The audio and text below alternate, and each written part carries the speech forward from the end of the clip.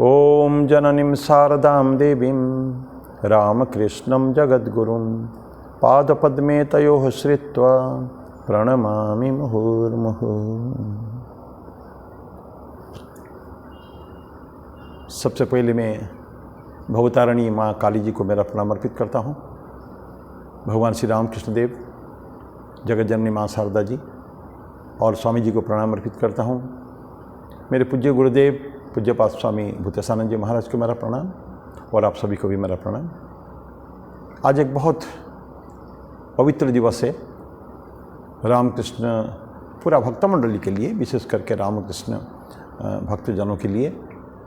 आज षोडशी पूजा है, फलहारिणी काली अमावस्या, फलहारिणी अमावस्या, वैशाख की अमावस्या है। वैसे यहाँ छत्तीसगढ़ में ज्येष्ठ लग चुका है, लेकिन वहाँ के वेस्ट बंगाल उड़ीसा के मत से अभी भी वैशाख का अमावस्या का दिन है, अंतिम दिन है। आज के दिन में भगवान श्री रामकृष्ण देव ने जगत जननी माँ शारदा जी की पूजा की थी षोडशोपचार में, इसलिए आज के दिन को षोडशी पूजा भी कहते हैं। उन्होंने त्रिपुरा सुंदरी के रूप में माँ शारदा की पूजा की सारा रात। उसी के संबंध में थोड़ी चर्चा करेंगे, लेकिन पहले ये बताऊं कि फलहारिणी अमावस्या है। ये फलहारिणी काली उनको बोलते हैं कि फलहारिणी काली, काली का एक नाम भी है फलहारिणी। और फलहारिणी में सब पहले मन सोचता था पहले ये फल को हरण करने वाली है, तो हमारे फल को हरण क्यों कर रही हो। लेकिन बाद में जब वाङ्मय में वहाँ गया हमारे रामकृष्ण संघ के, देखा कि काली फलहारिणी है। इंसान के जो कर्मफल है उसको माँ हर लेती है, और ये अच्छी बात है। हमको परेशान नहीं होना चाहिए कि हमारे कर्मफल को हर लिया। कर्मफल चले जाए तो बहुत अच्छी बात है, क्योंकि हमारे जो पुनर्जन्म का जो चक्कर है, पुनरपि जननम पुनरपि मरणम, आने जाने का जो चक्कर है, वो सिर्फ हमारे कर्मफल के कारण है। हमारे जो कामना वासनाएं, उसके कारण हम कर्म करते हैं, कर्म में प्रवृत्त होते हैं और हमको कर्मफल प्राप्त होता है। बुरे हो तो बुरा फल, बुरे कर्म हो तो बुरे फल, और अगर अच्छे कर्म हो तो अच्छा फल। और वही फल पुनः हमको फिर भोग करने के लिए पुनः आना पड़ता है। तो इसके लिए हमको जब तक कर्मफल से हमको निवृत्ति नहीं होती है, तब तक हमको उस अनंत बार जन्म लेना पड़ेगा। इसलिए कहते हैं कि जो कर्म करें, निष्काम कर्म करें और उसके फल को इस ईश्वर को समर्पित कर दें, माँ को समर्पित कर दें।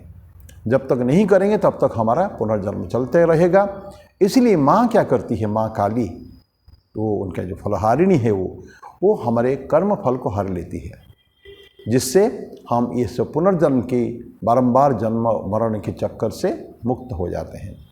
ये उसका मुख्य उद्देश्य है फलहारिणी का। अब हम इससे पहले कि माँ काली फलहारिणी काली पूजा के संबंध में या माँ काली के पूजा के संबंध में कोई चर्चा करें, तो हम थोड़ी सी भगवान श्री रामकृष्ण देव की पूजा की बात करेंगे। हम जानते हैं 1855 में भगवान श्री रामकृष्ण देव उनके ज्येष्ठ भ्राता राम कुमार जी के साथ आए थे वहाँ, कहाँ, दक्षिणेश्वर में। और क्यों उन्होंने माँ काली को ही अपनी आराध्या माने और दक्षिणेश्वर क्यों चुने, ये एक बहुत बड़ी कहानी है, उसके ऊपर आज समय भी नहीं है। लेकिन 1855 में ये आए थे दक्षिणेश्वर में। एक साल के बाद राम कुमार जी की मृत्यु हो गई वहीं, तो उसके पश्चात 1856 में ही श्री रामकृष्ण देव वहाँ के पुजारी बने थे। और पूजा करने के बाद लेकिन अविलक्षण पुजारी थे वो, और बारंबार ये पूछते थे कि जिनकी पूजा मैं कर रहा हूँ वो क्या सिर्फ एक पाषाण की प्रतिमा है या उस पर चिन्मय सत्ता भी है। बस यही उनके चिंतन का विषय। और अंततगत्वा बहुत साधना उन्होंने की है। फाइनली उन्होंने सक्सेसफुल हुए, माँ का दर्शन उन्होंने पाया। वो कहानी सर्वविदित है, कैसे उन्होंने तलवार लेकर अपना गला काटने चले थे कि अगर माँ का दर्शन नहीं होगा ये जीवन रह के कोई फ़ायदा नहीं है। तो उन्होंने, लेकिन उसी समय जब अस्त्र खड्ग हाथ में ले लिया, उस मंदिर का खड्ग, तो माँ का दर्शन हुआ। और ये दर्शन सतत रहा, जीवन भर उनके साथ रहा। और माँ ही उनके लिए सब कुछ थी।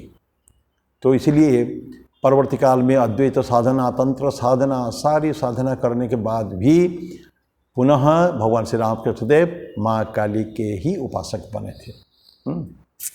तो ये बहुत सारे साधना उनका 1856 से लेकर 1864-65 तक, जब तक कि उनका 1864 में अद्वैत साधना में पहले तंत्र साधना 4 वर्ष किया उन्होंने, और 1860 से 1864, फिर 1864 से 65 एक वर्ष उन्होंने अद्वैत साधना की। उन्होंने साधना तो बहुत जल्दी समाप्त हो गई थी उनके, तो तोतापुरी जी महाराज वहाँ थे, सब समाप्त हो गया।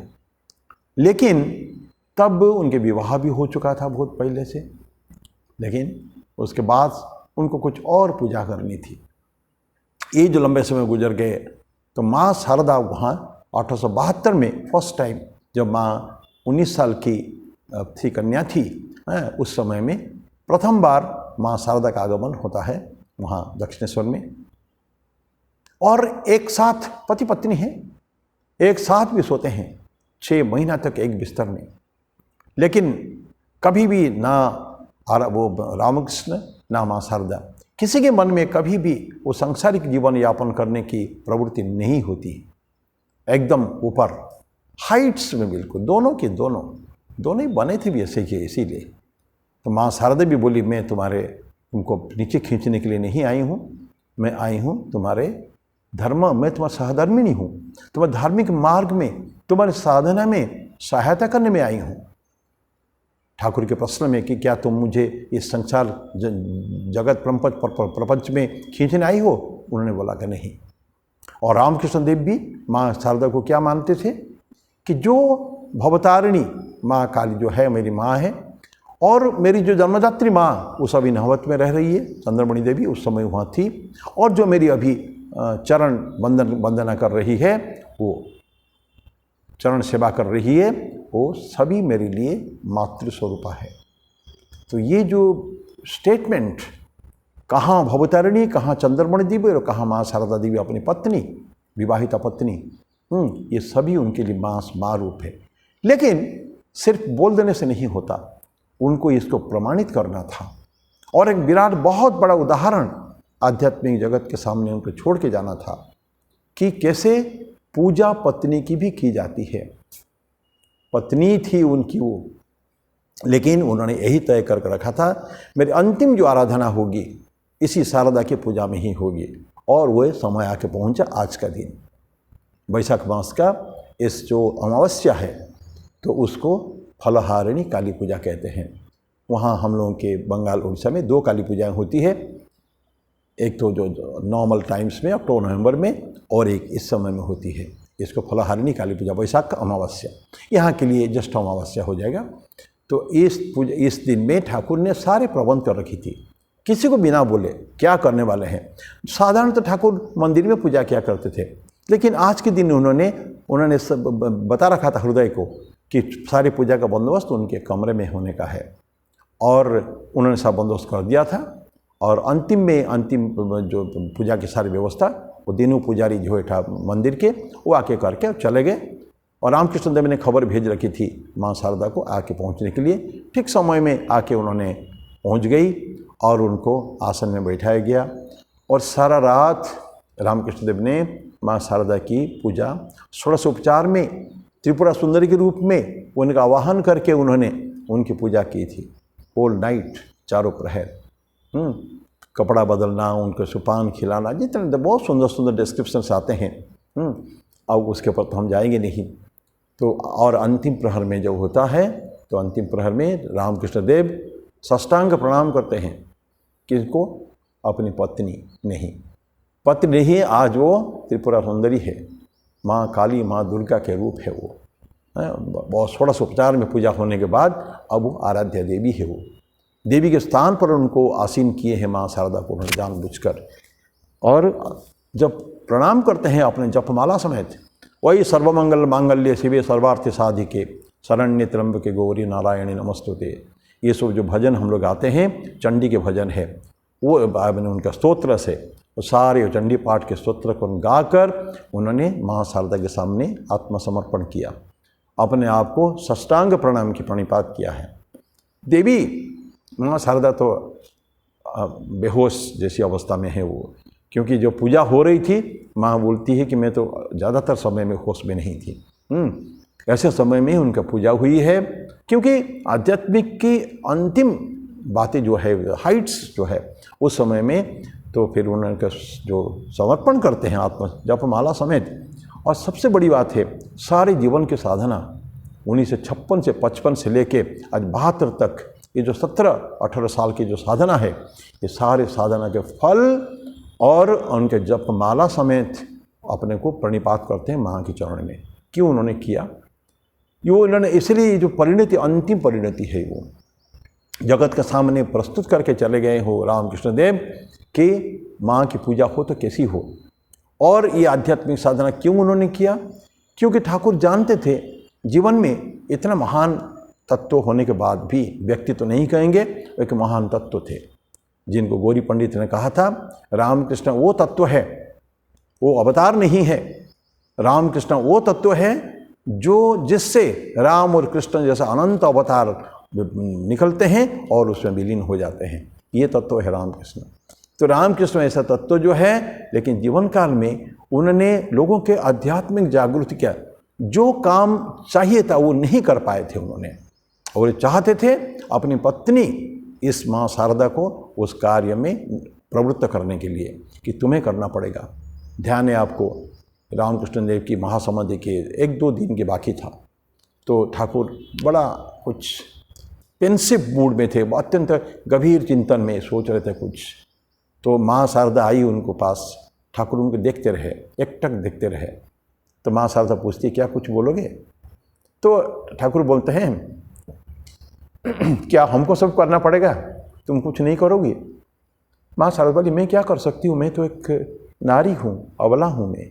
ठाकुर बोले नहीं, ये इसने क्या किया, अपने शरीर को दिखाते। मैं तो बोलते नहीं थे ठाकुर, इसने क्या किया, इससे बहुत ज़्यादा काम तुम करोगे, और कोलकाता के लोग ये सब किलबिल कर रहे हैं कीड़े मकोड़े के भांति, तुमको उसको रक्षा करनी है। और सचमुच ठाकुर ने तो गिने चुने लोगों को, उनके डिसिपल थे कितने, हम वी कैन काउंट और फिंगर टिप्स कि जो जिनको ठाकुर ने हाइट्स दिए हैं। उनको 16 डिसिपल को छोड़ने के बाद और कुछ थोड़े बहुत थे, लेकिन माँ के लिए क्या छोड़ गए? अनंत लिस्ट बना नहीं सकते हैं। साधु संतों का कहना है अगर हम लिस्ट बनाने चले कि माँ के डिसाइपल्स कितने थे और माँ ने कितने को पर कृपा की है, उसको हम बता नहीं सकते हैं, कोई गेस भी नहीं कर सकते हैं ऐसा। और हम पढ़ते हैं माँ की जीवनी में कितना उन्होंने लोगों को किया है। पापी तापी क्यों किया उन्होंने? क्योंकि जगत में आए हैं ना, रसगुल्ला खाने नहीं आए। माँ बोलती थी कि हमको लोगों के कल्याण करना है, और लोगों का पाप ताप के कारण ही तो रामकृष्ण देव को ये कैंसर, ठाकुर तो बोलते थे कि विशेष करके गिरीश घोष का नाम लेकर, गिरीश घोष के जो पाप ताप लिया ज़्यादातर, उसके कारण मेरा ये मेरी दुर्गति। और माँ खुद ही बोलती थी कितने लोगों के पाप ताप उन्होंने अपने शरीर पे उन्होंने लिए हैं, तो उसका कोई गिनती नहीं है। तो लेकिन वो आए थे इसीलिए, जगत कल्याण के लिए तो आए थे ना। ठाकुर और माँ, देव और देवी, उन्होंने तो दोनों इसीलिए आए थे वो। तो ये माँ को ठाकुर छोड़ गए हैं इसी पर्पस के लिए, मातृत्व की स्थापना के लिए। माँ खुद बोलती है परवर्ती काल में। अभी इसको यहाँ छोड़कर थोड़ी सी बस 2-3 मिनट में माँ की पूजा, माँ काली की पूजा। स्वामी जी बोलते हैं, ठाकुर जी बोलते थे, mother Kali is terrible, death, destruction, विध्वंस की स्थिति है। रूप क्या है? काला रूप, नग्न रूप। और कोई साधारणतः महिलाओं में गहने होते हैं। साधारणतः महिलाएं ब्यूटीफुल, हमारे जो सौंदर्य का एक कंसेप्ट है, महिला है तो सौंदर्य होना चाहिए, वो माँ में नहीं, माँ काली में नहीं है। एक ड्रेस कोड होना चाहिए, ड्रेस कोड भी नहीं है, कुछ भी नहीं, नग्न है। एक कुछ गहने होने चाहिए। उनका गहना क्या है? वो मुंड की माला है और फिंगर्स, ये हम उंगलियों की माला है, यही उनका गले में, और यहाँ गले में मुंड की माला और यहाँ फिंगर की माला, हाथ की माला, यही तो उनका ड्रेस तो है। कोई सुंदरता नहीं है, डिस्ट्रक्शन, विध्वंसकारी रूप है। और जीभ बाहर निकला हुआ है। बहुत सुंदर डिस्क्रिप्शन माँ के बारे में, माँ काली के बारे में, कि सारे सौंदर्य, सारे फेमिनिटी, जो कंसेप्ट है फेमिनिटी कि महिलाओं के लिए या नारियों के जो एक सौंदर्य रूप, जैसे माँ लक्ष्मी, माँ सरस्वती, इनको भी देखते हैं, उनसे एकदम अपोजिट है। पर स्वामी जी बोलते थे, you have to worship the terrible, we have to worship the death, the destruction. एकदम माँ काली दी मदर में स्वामी जी क्या सुंदर लिखते हैं, terror is thy name, terror is thy form. तो ये जो भावनाएं जो है, तो हमको वो पूजा करना पड़ेगा। अगर माँ काली की चिंतन करें तो हमको वो टेरर को और डेथ को करना पड़ेगा, लेकिन कोई फेमिनिटी कॉन्सेप्ट सामने न लाकर, क्योंकि एक शरीर को हम पूजा नहीं कर रहे हैं, हम तत्व को पूजा कर रहे हैं। तो माँ काली की पूजा से ही है, पूरा वही फॉर्म पे हमको पूजा करना पड़ेगा। We have to see divinity everywhere, मैंने कोई शरीर का कोई रूप नहीं देखने का है, कोई शरीर नहीं देखने का है, देह को नहीं देखने का है, उनके भावनाओं देखने के है, तत्व, दिव्य तत्व उनके अंदर, उसको देखने का है हमको। दिस नंबर 1 बहुत इंपॉर्टेंट कॉन्सेप्ट है। नंबर 2, अगर मदर को डेफिनेटली कर रहे हैं तो केवल माँ काली को पूजा करने से नहीं। अगर मान लीजिए हमने सब कुछ छोड़कर माँ काली की पूजा करते हैं, नो, माँ Kali is a symbol of femininity. तो नारी के अगर माँ काली का पूजा करते हैं तो प्रत्येक महिला का, नारी का पूजा करना है हमको, तब जाके माँ काली की पूजा हम जानेंगे कि सक्सेसफुल है। सफलता तभी हम पाई है जब हम माँ काली के साथ साथ समाज के सारे लोगों की पूजा, सारे महिलाओं की पूजा करें, because they are veritable forms of divine mother. ये जो माँ है, माँ की विभिन्न रूप केवल ये है। पुरुष और नारी बराबर नहीं है, दुर्भाग्य है। ये जो सौंदर्य, ये जो ड्रेस कोड, ये सब की जो भावनाएं, ये सब पुरुष के दिमाग की उपज है। ये ब्रेन ऑफ दिस ह्यूमन, पुरुष, male community, they want the feminine. जो नारियों को उन्होंने सुंदर देखना चाहती हैं, वो रूप नहीं है। नारी और पुरुष एक नहीं हैं, वो अलग है। अलग मतलब नारी को साथ हम पुरुष को कंपेयर नहीं कर सकते हैं। नारी को सुप्रीम रूप दिया गया। रामकृष्ण देव ने जो माँ शारदा को जो उपस्थापित किया है लोगों के सामने एज ए सुपीरियर फॉर्म, उनसे भी और ऊंचे सारे साधनाएं उनको दे के लाखों लोगों को उनके भरोसे में छोड़कर उन्होंने उस रूप की पूजा की थी। तो ड्रेस नहीं, कोई ड्रेस प्रॉपर और इम्प्रॉपर नहीं हुआ करता है मेरे मित्रों। वो ड्रेस इम्प्रॉपर है जो हमारे इग्नोरेंस के कारण है और हमारे मोह के कारण, अज्ञान एवं मोह माया के कारण ही हमको सारे ये जो कपड़े हैं, कपड़ा गंदे तभी होते हैं, बाकी कोई कपड़ा नहीं होता है। कपड़ा के बारे में हमको सोचना बिल्कुल नहीं चाहिए। एक बात और कह के मैं समाप्त करूँगा, बहुत बड़ी, काश समय होता तो बहुत सुंदर चर्चा उसमें हो सकती थी। माँ, पहले मैंने बोला था माँ काली का जो रूप है, तो माँ काली का काम क्या है? हमारे कर्म फल को हरण करने का है। और माँ काली हमारे, अगर हम साधना ठीक से की, माँ के पूजा अर्चना ठीक से की, thinking heart in the divine form and worshipping the terrible, तो हमको एक तो सारे लोगों का, केवल महिलाओं का पूजा नहीं, जितना दीन दुखियों में जो है रामकृष्ण देव जो बोले थे, और स्वामी जी ने जो आत्मन मोक्षार्थम जगत हिताय की जो परिकल्पना है, सभी को पूजा करना पड़ेगा प्रत्येक के अंदर, कि माँ काली की उपस्थिति प्रत्येक के अंदर है। जो भी दुख कष्ट में इंसान है, खाना नहीं, पीना नहीं, और शरीर ठीक नहीं है, बीमार है, वो सबको पूजा करना माने ईश्वर की पूजा मनुष्य के रूप में, worshipping God, man is God, मनुष्य रूप में। तो शिव ज्ञान से जीव सेवा का जो ठाकुर का कंसेप्ट है, वो हमको करना पड़ेगा। और जो फल की जो माँ हरती है हमसे, माँ तो कर ही रही है, लेकिन माँ का काम को हम बढ़ाए ना अननेसेसरीली, तो उसके लिए क्या करना पड़ेगा? ठाकुर ने जैसे बोला था, ठाकुर क्या बोले थे? सारे मैंने माँ को समर्पित कर दिया। तेरा पुण्य ये तेरा पुण्य, तेरा धर्म ये तुम्हारा अधर्म, तुम्हारे पाप ये पुण्य सब लो, मुझे केवल शुद्ध भक्ति दो माँ तुम्हारे चरण कमलों में। लेकिन सत्य को लेकर ठाकुर रहे थे। सत्य और असत्य ठाकुर बोलते हैं कि मैं नहीं कह पाया कि ये सत्य भी ले तो असत्य भी लो, क्योंकि वो सत्य अगर दे देता तो किसको लेके मैं रहता, ये ठाकुर बोलते हैं।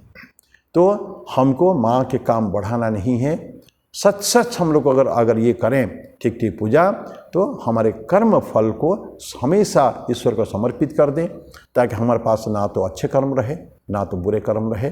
तो हमारे कर्म जब हम खुद ही सरेंडर ईश्वर को कर देते हैं तो कर्म फल हरने के लिए हमारे पास कुछ रहेगा ही नहीं। See this is very idealistic, बहुत ये आदर्शवादी वाक्य है, लेकिन करना हमको है। ठीक ठीक पूजा करना है तो फल हरने काली पूजा का तभी रहेगा कि माँ को फल को हरण करने के लिए देना, उनको सिर्फ सभी जीवों में और सारे महिलाओं के, पुरुषों में एवं सारे दीन दुखियों में पूजा करें। यही है फल हरणी काली पूजा का महत्व। यही है आज का जो पवित्र दिवस है श्री रामकृष्ण देव की पूजा माँ शारदा की। तो उसके बारे में थोड़ा सा यत्किंचित आज हम चर्चा कर पाए। ठाकुर ने चाहा तो फिर कभी और चर्चा हो सकती है। तो मैं आज के साथ समाप्त करता हूँ इस मेरी वाणी को। बहुत सुंदर दिवस है, मैं सभी को शुभकामनाएं देता हूँ और अपील है कि जिस भाव की चर्चा हम लोगों ने किया उसी भाव के साथ हम लोग माँ काली की पूजा करें। सो मेरी वाणी विराम देता हूँ। आप सभी को नमस्कार। माँ शारदा, मैं माँ काली, माँ शारदा ठाकुर और स्वामी जी के चरणों में मेरा प्रणाम अर्पित करता हूँ। ओम शांति शांति शांति। हरि ओम तत्सत। श्री राम कृष्णार्पणमस्तु।